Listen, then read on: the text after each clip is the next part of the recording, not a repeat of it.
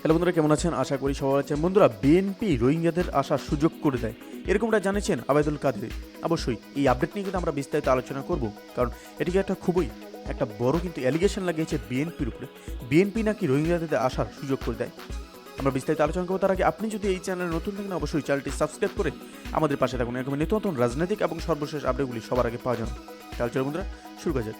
BNP প্রথম রোহিঙ্গাদের বাংলাদেশে পালিয়ে আসার সুযোগ করে দেয় বলে মন্তব্য করেছেন আওয়ামী লীগের সাধারণ এবং সড়ক পরিবহন ও সেতুমন্ত্রী আবেদুল কাদের। বৃহস্পতিবার বিকেলে বঙ্গবন্ধু অ্যাভিনিউয়ে আওয়ামী লীগের কেন্দ্রীয় কার্যালয়ের সংবাদ সম্মেলনে এই মন্তব্য করেন তিনি।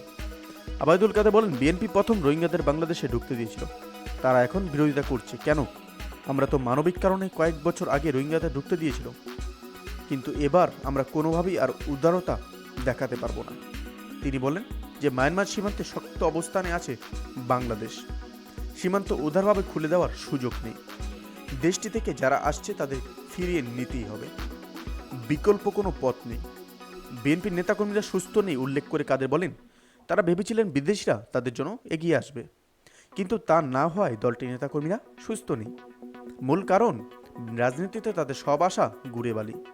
কর্মীদের চাঙ্গা রাখতে কিছু বলতে হয়, এজন্য তারা উল্টোপাল্টা বকছে।